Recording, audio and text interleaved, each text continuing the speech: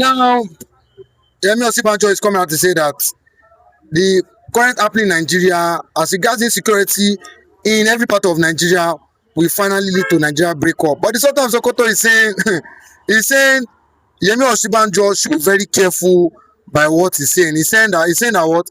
He's saying that how will he and his caliphate survive if Nigeria finally breaks up? He's saying his oil well in the Biafran land, will be taken away by Nnamdi Kanu and the likes. He said Yoruba nation, Igbo, and northern Nigeria must remain as one, and nothing, not even the US and Donald Trump, can stop the unity of Nigeria. What is your take as regards this? Thank you for having me. I think for what is happening, it is now becoming very clear the intention of the Fulani hegemony in the north. You can see clearly on your screen how Yemi Osibanjo expressed that fear that with the current situation, it may lead to a Nigerian breakup. Sure. And look at what, of course, the Sultan of Sokoto is thinking. How do we survive? He's going to show that they have been surviving on the resources of the south, particularly the oil in Biafra land. It's very clear. Because I always say it, that if this crude is in the north, by now the north would have been shouting Araba, Araba, meaning divide. This is what they shouted in the past. Immediately they discover the crude and the money that comes from the crude, they drop all issue concerning agitation for secession. And once you mention it, they come against you. So I want to say that with the way it's going, it is irrespective of opinion of whether Sultan himself, it must get to a point where Nigerians must say, yes, let us look at how to part ways. Because whether we like it or not, we cannot continue in a country where life has become meaningless, worthless, valueless, where Fulani terrorists kidnap people, maim, rape at will, and the government seems to be handicapped to addressing it. So for me, it doesn't matter the opinion of Sultan of Sokoto. If you are looking at how to survive, I want to tell you that they can leverage on agriculture to survive. After all, I've seen a Northerner, of course a Fulani man, who came out to say that they have oil, even as SAF has. That if Nigeria is so divided, that the oil they have can take them for more than 75 years. So why are they not making use of it? If you're saying the truth, that is the problem we have. So even if they are discovering oil in the north, the leaders in the north, are they lazy? It's not even about lazy. They want to reserve it so that they can finish the one they have in the south. So don't forget that before we started using oil, agriculture was there. So if you're looking at how to survive, they should return back to era of Grand Pyramid. If they are looking for how to survive. But to tell you the truth, this current union, where it is lopsided in terms of who benefits, must be addressed. But for me, it doesn't make sense where you have natural resources in the south and you have natural resources in the north, particularly solid mineral. But we don't often see the amount the solid mineral is bringing to Nigerian coffers. But the crude is feeding everybody. I think this is even the reason somebody like at times, though I often disagree with him, talking about Asari Dukobo, at times he will come out openly to say the north can no longer have our oil. That the way it's going, that the north should go and leverage on their own natural resources. Because to be quite honest with you, if the north wants this country to become united with it, they must bring their own natural resources, talking about solid mineral in the north, to the table of Nigeria. The same way crude is available for everybody. So this cheating must be addressed.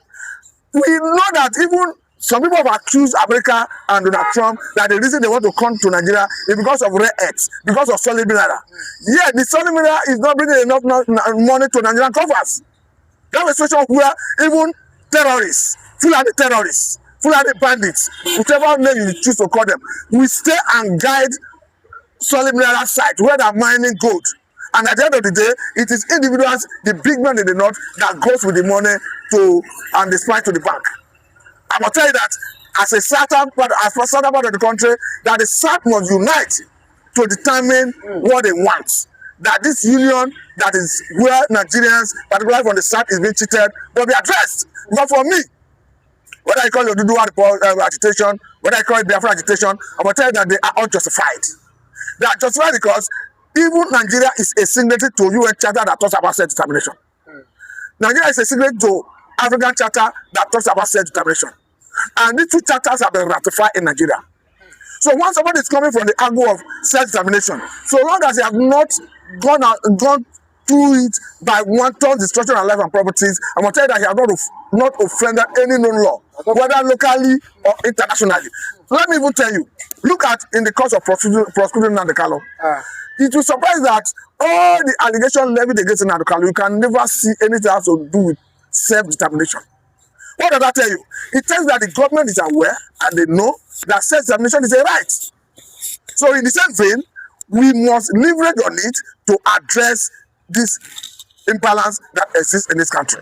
Because for me, if you have a situation where somebody will be in the north in the name of banditry, and that banditry, even though it was restricted to the north before now, talking about Zamfara, Katsina, maybe Plateau, Southern Kaduna, currently it's already coming to the south. Because if somebody was to tell us in 2010, 2009, when this whole issue of terrorism started, that it will later come to the south part of the country, nobody will believe it. Because it was largely restricted to Sambisa Forest, to Yobe State, to produce it. But currently, Kwara State has become an epicenter of terrorism. As we have it, even Ondo State is having its own fair share of this level of terrorism, because as at the last count, a police station in our local government was burned down in Ondo State. Even most recently, a monarch that resided being adopted, being kidnapped, was alive in his palace. So how then do you want us to continue in this union that is not yielding any good fruit? I understand that as we have it currently, that is even why the likes of Shegumi will even stand against everything America stands for, because currently there is a bill in American Congress, co-sponsored by Congressmen Randy Moore and of course Chris Smith, talking about Nigeria Religious Freedom Accountability Act of 2026 that seek to designate Fulani terrorists, Fulani militias as a terrorist organization. That will equally seek to sanction Miyetti as a body. That is why you recently saw Miyetti jumping up and now shouting that they are not criminals, they are not terrorists, that is a misplaced priority to say they are terrorists. But the question is, the Fulani terrorists who are wreaking havoc in different parts of the country, are they not their brothers and sisters? We have even seen a high-ranking personality in government saying they are our brothers. So what have they done to raid the end, to check the activities? And I will tell you this, because if you look at even when the government says, okay, let us do state police. If it's okay, we are not divided, let us do state police. The Fulani will say, no, we don't want state police. So it tells you that they have ulterior motive. In 2024, the same Fulani that will tell you that they don't want state police came together under the umbrella body of Miyetti, went to Igbo land, talking about Biafra land, southeast, with a proposal that they want to form Fulani vigilante group. Though the government rejected it, they begin to ask that boldness, that tenacity, with which they came up to say, we want vigilante group in somebody else's land. A location where they are not, where they do not even know, or they do not know what is really happening in that location. That's what I'm saying. It's obvious. But do you not think the president, because as regards security in Nigeria, the likes of NSA, Nubadu, Matawale, these guys, do you not think that time the president shake up, his cabinet as regards, people that, are leading this security department in Nigeria, the like of NSA and, Matawale, but they are Fulani, but if they're really to do, if Tinubu government is ready to fight the terrorism, do you not think it's our time, if possible, sack these people? That is what we are saying.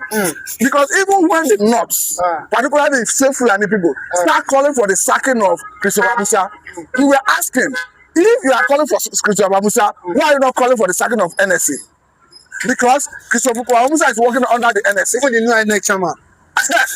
Thank you very much. At some point, they start calling for the sacking of Duash Amubuta, the INEC chairman.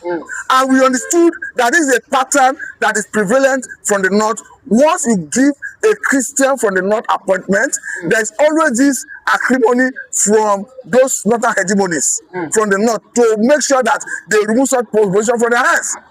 Do not forget that they have hated the man Christopher Musa for a long time because of what he stands for. Because this is a man who from the beginning said, we are not going to negotiate with terrorists.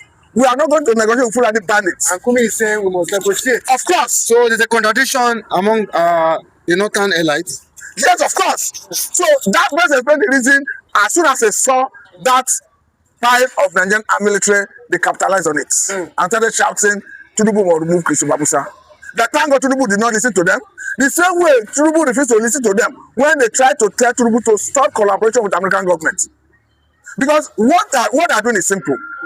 Once they see that any move is working against their interests, they come around to start using all manner of gimmicks, tricks to get what they want. Do not forget that even as we speak, Christopher Musa, who initially told us that he was going to give us the names of those who gave an order for the withdrawal of those military personnel that were guarding Kebbi School before the attack and abduction of Kebbi School children. Those powerful interests in the system would have heard him that he's not able to do it now. And we're even calling on Christopher Musa to be man enough, to be bold enough, to name, shame, and prosecute those who are in the government and may be sabotaging all of this. Because do not forget that even the prosecution of the former Attorney General of the Federation, talking about Malami, part of the allegation against him is because the former government itself, talking about Muhammad Buhari's government, received some level of intelligence from our neighbors, or rather from our foreign partners, particularly the United Arab Emirates, concerning some of our nationals who are sponsoring terrorism. And the allegation is that he didn't do enough to prosecute them. So there is a whole lot of issue that the government must be serious, must do away with them, because the Fulanis, particularly those who seek to sabotage the effort of government, they are seriously entrenched, deeply rooted in the system, that it becomes very difficult to uproot them.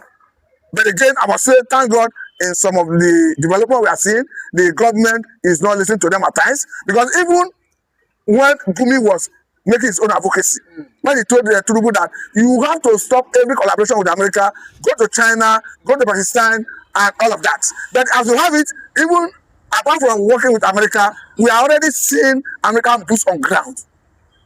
Thank God, America already deployed about 200 troops. And not just deploying 200 troops, their drones are already here doing the job of intelligence gathering.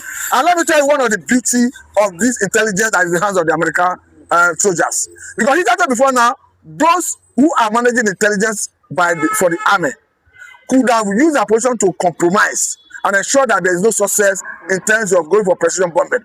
But hence, we now have American military personnel who are charged with the responsibility of this intelligence gathering. I want to tell you that it will be a Herculean task for those entrenched interests in Nigeria to convince American military personnel to do their bidding.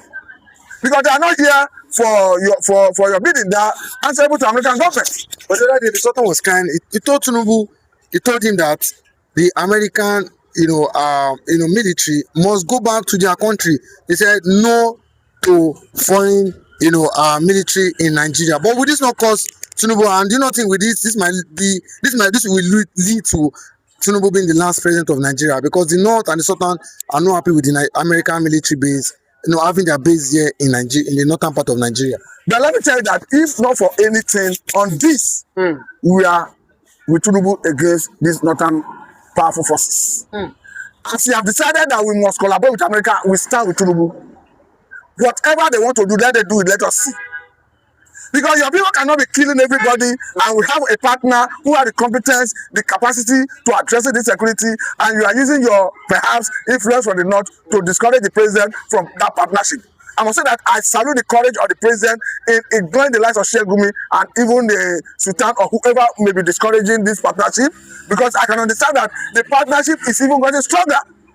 Because at some point, Ralimo came out clearly to tell Nigerians and the world and even Americans that Nigeria already entered into agreement with the United States of America. So for me, it's a welcome development, and we hope that this will ultimately lead to decimating all the terrorists. Because if you look at the likes of Ada Aleru, the likes of Toji Bello, who are Fulani terrorists, if you look at the impunity with which they operate before now, a situation where at every given opportunity they make videos, show their location, threaten authorities. At some point, even there was an issue that came up that was a public conversation, talking about how 30 million was given to a group of people. A terrorist like Toji Bello was joining in that conversation. But I want to tell you that after the bombing of Lakura terrorist group in Tangata local government area of Sokoto state on that Christmas day, Toji Bello Hitato after that day ceased to show his location with impunity in a video. He got to show that he's not afraid. He don't know that he can be killed. He don't know that there is a precision bombing that can take him out. So that's the beauty of this partnership, because it's not sending fear, panic into the camp of Fulani terrorists.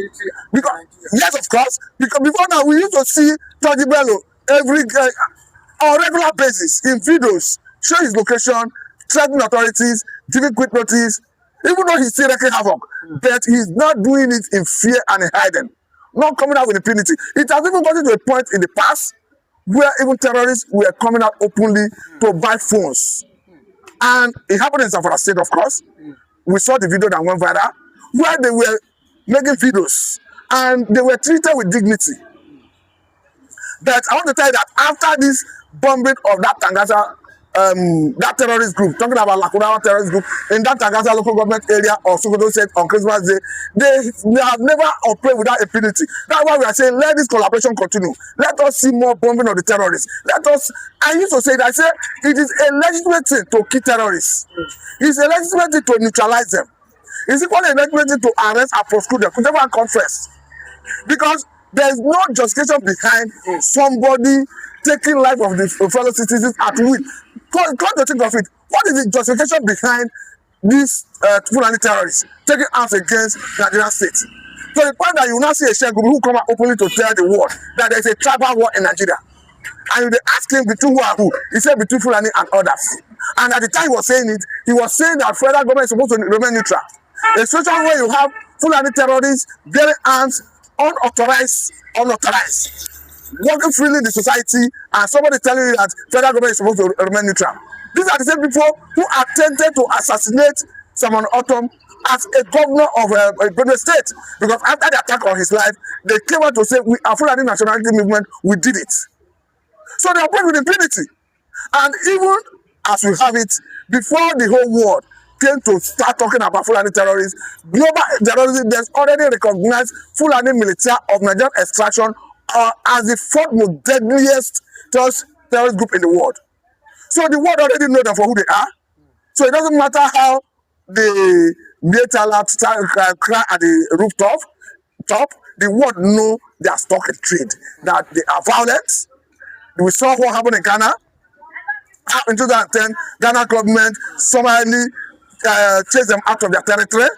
But we are happy that this collaboration with American government and Trump is gradually bringing Sokoto to Nigeria. Thank you very much.